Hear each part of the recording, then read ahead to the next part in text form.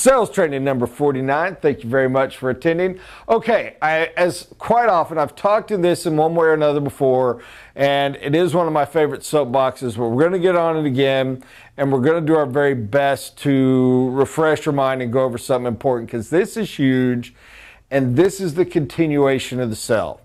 If you're looking for training for I just met somebody, how do I get their money? That's not the point of this flow. This is how do you keep a client happy as you go through a long-term relationship process? How do you keep them coming in? This is an issue of who owns problems. And one of the problems that you're going to have is you're going to think, I got to have a happy client. I got to have a happy client. I'll just do it. The old Nordstrom mentality. For any of you old enough to remember it all, our education and business training and sales training back in the 80s, the quintessential, the king of, we must all be Nordstroms. Nordstrom's is the greatest. Heck, we didn't even have Nordstroms in my part of the country. And I knew of them because of all the seminars and speakers and everything, even at university, talking about them. And Nordstrom Jr., whatever, when he was taking the company, keep in mind this was a hot fire economy, blowing up, money everywhere. Software and everything's just truly getting started up in Seattle, which is where Nordstrom was based. The Reagan economy was flying. Cold War money was being borrowed and thrown out there. It was a beautiful time to be alive economically. But the guy was famous for saying, we take anything back. Customer service is everything. Happy customers is everything. Anything's a problem. He said, if a guy brings in a set of 4 bald tires, and keep in mind, Nordstrom's has never sold tires in our lives, and we never will, and he rolls them up to the counter and says, I bought these here for $2,000 and they're garbage. And they look at him and say, sir, where's your receipt? I don't have it. We refund him his money. That's the Nordstrom way. It's like, oh, wow.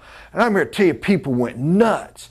I saw they were doing seminars, management classes, books being written. Oh, this is it. It's about service. People care about service, value service. We got to serve. And everybody wanted to be Nordstrom's. And Nordstrom was doing great in about a year and a half. Maybe it was longer. Maybe it was even 3 years, but not very much longer. Nordstrom was like, well, we got to cut this policy. There's always a crook out there who goes, well, hell, I'll drop by and pick up some tires. And then, well, we just submit that metaphorically. Well, your lawyer feels different, so all of a sudden you're buying tires that you got to pay somebody to throw away for you. So that started shifting. Then others started shifting. Then we started having some other economic times. Then Walmart became what they became. And everybody who says, oh, they return anything, lie. Return something to them without a receipt. It better have the Walmart barcode on it, and it better be fresh, and you're getting it for the lowest thing it's sold for in the last 3 years. And that's if they take it back. So people take them. They're still service. Companies aren't bad, but they found out the Nordstrom thing was stupid. Why? Because Nordstrom's was saying, I own your problem. They thought customer service was about total gentle making your life easy.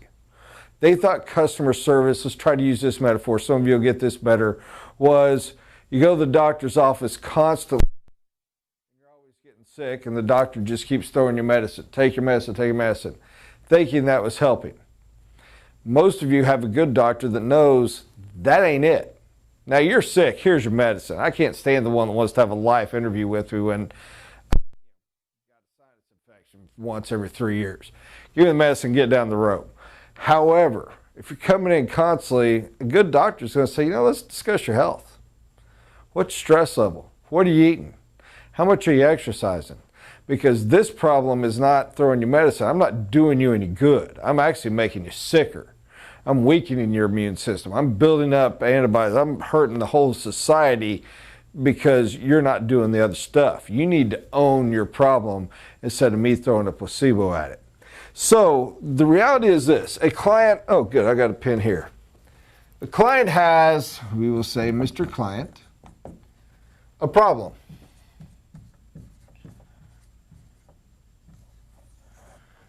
And there's you.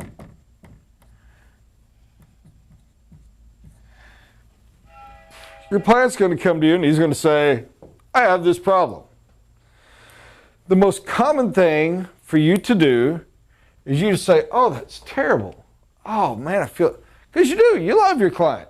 You want them happy, and you really want them happy. You want that customer service. You want them talking well about you and speaking well to other people and send you more business and repeat business and all that. So you're like, I'll take it. And you take the problem and you carry it over here, and now it's yours. Here's a pill. I got it. It's great. The problem is, ultimately it bites you in the fanny. Because what does this guy learn? And what is his benefit? And what is his service? You have taken his problem. What he's learned is to become weaker. What he's learned is relative welfare state. And here's what really stinks. And this is what you hate. And you don't want to admit it, but you know it's true. He doesn't appreciate it. He does right then. Because it's, I got boo-boo. Okay, good. I'm out of here. But you know what happens if some other problem pops up? Does he appreciate the last one? Is he grateful that you ate the financial loss, that you took care of it, that you handled all, that you suffered the pain of his broken foot or whatever? No.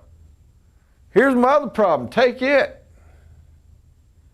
Eventually, you're losing money on the thing. It's like, good gosh, with clients like this, who needs enemies? And he gets madder. Why do I keep having problems? Not that you got them. Why do I keep having them? Why are they coming up? So you make the opposite judgment and you decide, it ain't my problem. It's your problem. So you look at it and go, man, you're right. That is one stinking pile of poo. And you don't pick it up. And he looks at it and goes, you're right, it's a stinky pile of poo. That's why I brought it to you. And you say, that sucks. And you walk off. Neither of you own it. It's just laying there as a big old stinky pile of poo. The problem, and you haven't taken ownership, but neither has he. Now we just got a nasty, stinky problem laying here. That's not any good either. Here's what's got to happen. You need to have your client take ownership of his problem. That does not mean, I cannot stress this enough, it does not mean any potential version whatsoever of saying, that's your problem. Not even if it's handled in a cute, creative, gentle, indirect, passive-aggressive way. He can't come to you and go, I got this problem, and you go, well, shit, that's your problem. Or, well, heck, what you gonna do about it? Or, well, that stinks. Well, that's too bad, you better go fix it. None of those can happen. That's even worse than just leaving it there, because what you did was you left it there and you put a sun lamp on it and made it really stinky. I mean, that's horrible. There can be no version of that. There can be no version of that in your mind. There can be no version of that in your head. Your job is to help. You're a consultant. You're a helper. You're an advisor. You're not the warranty company. So again, it's not yours. But you want to look at it. Let's try, and I hope I can hold this metaphor together where it's a good one. Comes to you, I'm sick. Again and again and again. And I'll use me, I'm a good example. Well, Jimmy, you had acid reflux. So what have you been eating? Mexican food. Well, what time you go to bed? 1. What time you get up? 6 a.m. You avoiding alcohol? I'm keeping it down to 4 a day. You know, how much exercise you do? Well, I make it all the way from the house to the car and from the car to the office. Well, Jimmy, let's talk about things, man. Let's visit about what the issues is. Educate. Educate. Well, you can't eat like that very often. It gets hard. As you start to get older, it can be a problem. Let me show you some studies and explain to you what happened there. But you are saying, very gently and very politely, and not in this realm, you do realize you put the food in your mouth, right? To use this metaphor completely, don't come to me and say, I'm fat, give me a pill to make me thin. They won't just admit, you can't look at it and go, you ate the garbage. That's in here. You walk through, well, you got to watch what you're doing on that eating, how much you're exercising. Well, and you may have to get into the problem of stress. How come you don't get out and go for a walk? Well, because life's exhausting. I'm beat when I get home. Oh my goodness, what do? Do you move a lot of heavy furniture? Or is there? No, I sit and stare at the computer and talk to people. Well, guess what? You're not physically exhausted. If anything, you need a lot more physical activity so your mind can handle the beating it's taking. But it's hard to teach us that. Pot calling kettle black. So you got to educate.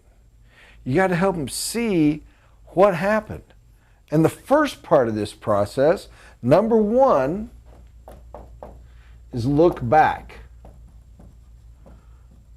What caused the problem? And hey, if the problem is my car's broken down and it'll never run, and we look back and go, you bought 1972, the last remaining Yugo, I can't do anything for you. We know what the problem is. The problem's a car. So we're assuming this goes a little bit deeper than that. If, however, you're like, I can't make the payments on my truck. Well, good golly, man, that's horrible. Why not? Then you start one through. Well, I had to have a truck. I got to have a truck for it. That's great. Well, and what's have to haul? It just has to haul a few, a lawnmower and some other things. Well, oh, man, yeah, it's terrible. You got to have that for your business. Now, what do you drive? Well, so that was good. What did we need? What did they tell you? Oh, they told me I need an F-150 regular cab, base truck going to cost $16,000. Well, I mean, you should be able to handle that payment. What's your payment? My payment's $850 a month. Holy cow, did you only finance it for a year and a half? Well, no. When I got there, I really loved the look of the F-250 King Ranch. That was $54,000, so I bought that. Did you need all that extra? No, but have you seen that leather? It's amazing. Now we've identified the problem. Walk through the problem. The problem is I stress eat. The problem is I don't exercise. The problem is I like spicy food. Spicy food doesn't like me. The problem is identify the problem. Now here's the quirk.